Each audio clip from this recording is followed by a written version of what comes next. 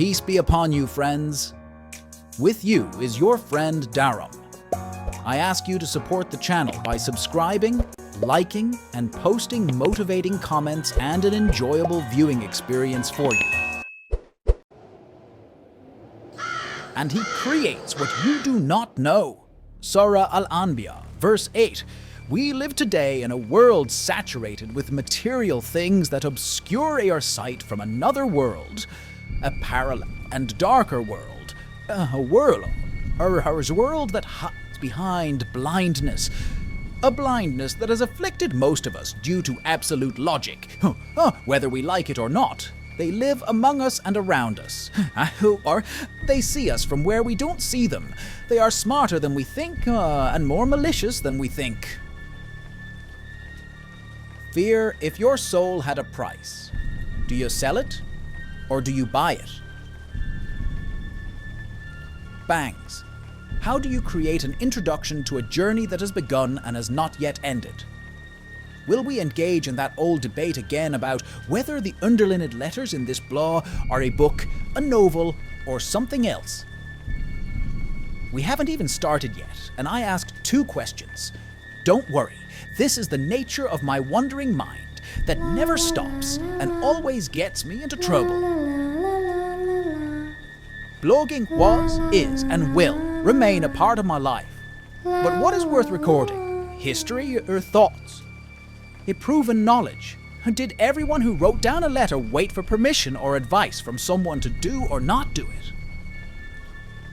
Any text that is written derives its strength from its readers, and that strength increases when they see themselves in it. We as human beings are conditioned to sympathize with those who have suffered like us. If I wrote a text about the pain of separation from a mother, many will see themselves in those words, and I will not need proof to provide in order to convince them of those feelings and the extent of their strength and their impact on us. Because they lived it themselves, and I only wove it in front of them so they could feel it again. So it makes no sense for me to try to explain the reality of those feelings to someone who has never experienced them. In the past, people used to have a problem with those who came up with a new idea, but today the matter has evolved into fighting even those who have just an opinion. The confiscation of ideas is a disaster, but the confiscation of opinions is a disaster by all standards. We have gone from monsters who refuse to change or alter to monsters who prey on anyone who even thinks about it. In fact, we are not obligated to respect an opinion if the person who holds the opinion does not respect himself. The most beautiful discussions are those that are devoid of attempts at persuasion, but that is very rare in a time of intellectual monsters.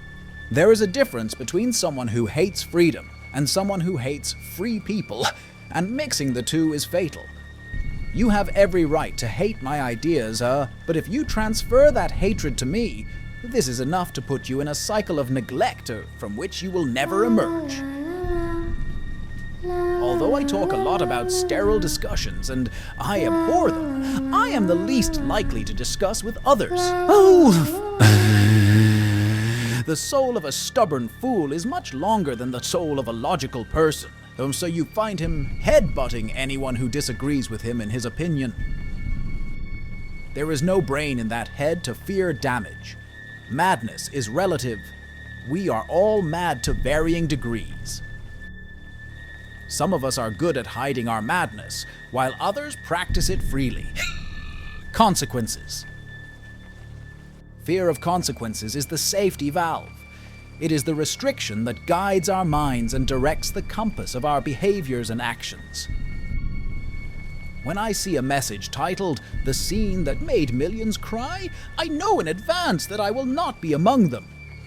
And I am happy for that. I left the flock a long time ago, and was content to watch them from afar in my isolation. That isolation gave me many answers, from which more questions emerged. I shared some of them with those around me to warn them But they continued on with their lives, and some of them broke their silence only to call me crazy or liar. And my favorite, of course, is, "Do you pray?" The last phrase was said to me a lot, and I don't know why. He was right when he said to me, "Do not tell anyone what happened to you. No one will believe you, but we will not prevent you from mentioning it, because we are confident that people will ignore what you will say." He told the truth while he was lying by saying that no one will believe you, but he overlooked those who passed through their world, even if they passed by unnoticed, as thought they are between a believer and a skeptic consumed by begging. Some of what I will write in the following pages is a corrupt part of me, but I discovered that it can be medicine for others. I will not talk about parting with my mother, but I will write about something else. Something I wrote and am still writing about today, and I will write about it tomorrow, even if it is in my private diary. The difference now is that after the first book, I am no longer alone, was many saw themselves in some or all of what I wrote about myself. This is not a novel or a book. It is just part of the diary of a person who was described as crazy for most of his life without it. And he is still writing it down to draw a map of the stages of his death, which began on the day of his birth and has not yet ended. Scratch. After the events that I went through that ended with my return from the Atlas Mountains, it was expected that I would suffer from psychological illnesses, become physically and mentally ill, see doctors, and live in a great spiral of madness and dementia. But this simply did not happen. After I returned to my room that day, I lived a very normal life and resumed my previous work. I was almost 30 years old at the time. Normal life was not that bad. On the contrary, it gave me a lot of time to breathe life into previous interests that I had abandoned. I gave up many things, but my regular visits to my friends had not stopped since my return, and most of my concern during that period was the satisfaction of my mother and father only because I was aware of his blessing after God, and that it was one of the reasons for my salvation from any predicament I had fallen into in the past, or might fall into in the future. My mother wiped my forehead while I was doing one of my favorite hobbies, which is putting my head on her lap and listening to family news, and she said, "Why don't you tell me what's on your mind?" What concerns me now is the rest of the story that you were telling a while ago, which is, did my cousin return to her husband, or is she still quarreling with him? My mother pulls my bangs, smiling, and says, "You know what I mean. I really don't know, Mom. Tell me, Mom, the topic I told you about yesterday, and before yesterday, was your going with your brother to the Sheikh by nature. I am not an easy person to obey, even if I am convinced that I am wrong. One of my many bad qualities, but the only person whose request or order I couldn't refuse was my mother. And my father, of course. But she was the one who restored my life by worrying about an enemy I had not seen for years. A religious person who was said to be treated with the Quran. Some of you, of course, read in the previous sentence that I say that Islam or the Quran is my enemy. Review the phrase carefully and then continue reading. Why do you want me to go to him, Mom? I said it while my head was still in her lap and her palm continued to wipe my forehead. Mom, I want to check on you. What should I complain about, Mom? This is what the Sheikh will tell us. I laughed, forced and sad. My mother returned to her previous fear, and I went back with her to that day when she took me to walk in the mud house. Tell me what bothers you about me, eh? My mother, kissing my forehead. No matter what you do, I will never be upset with you. Let me rephrase the question then. Have you noticed something about me that worries you? Mom. Yes.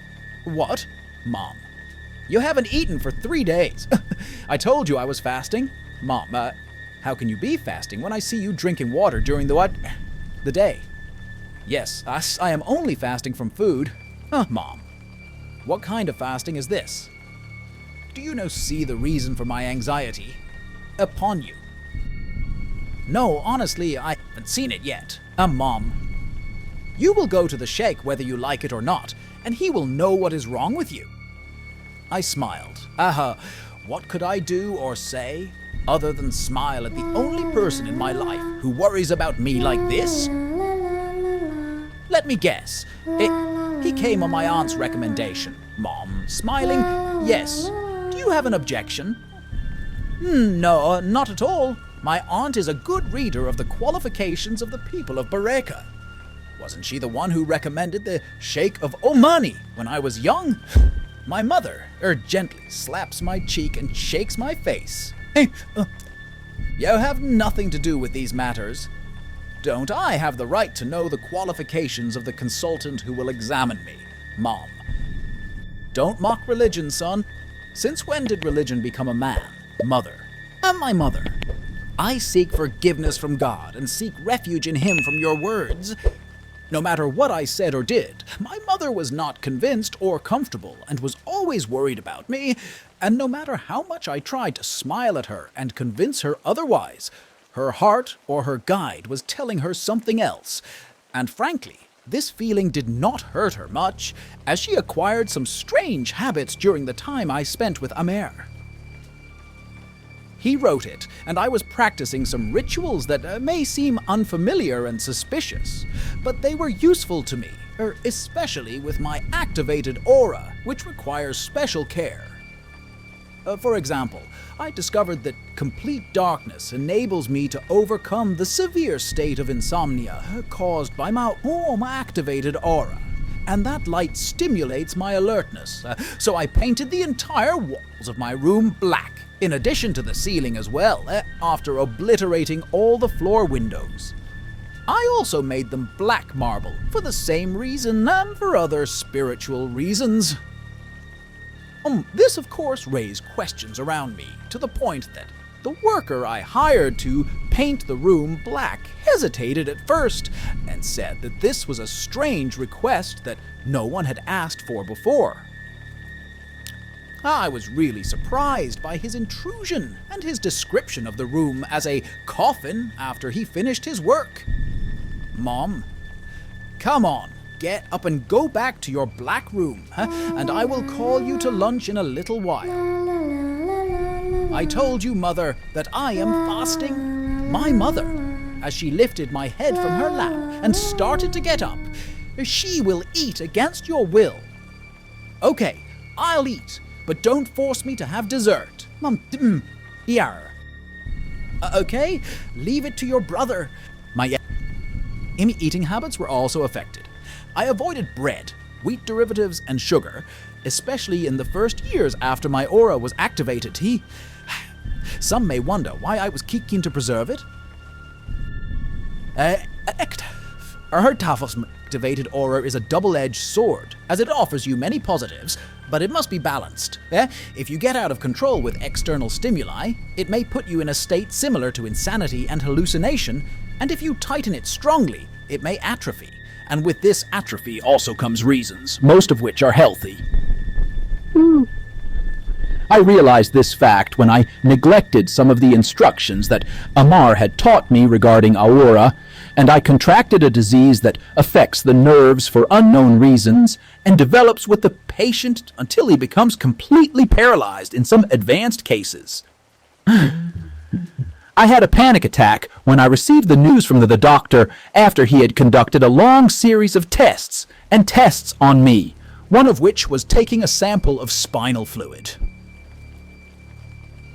It was decided that I had this disease, for which there is no cure other than some hormone injections that may delay its development and progress in my body, but they will not cure it yet. When I passed the stage of denial to the stage of acceptance, I began taking the treatment that was prescribed to me and learned how to inject myself with those hormonal stimulants that cause me excruciating pain throughout my entire body every time I take them. I tried to explain to the doctor that this was unbearable and that the pain was hindering my life. And he said a word that I will never forget. Treatment destroys you in order to build you. Words that I did not accept and did not believe in at all, which led me to decide to stop treatment despite the doctor's warning to me, and I decided to resort to something else. Treating myself myself.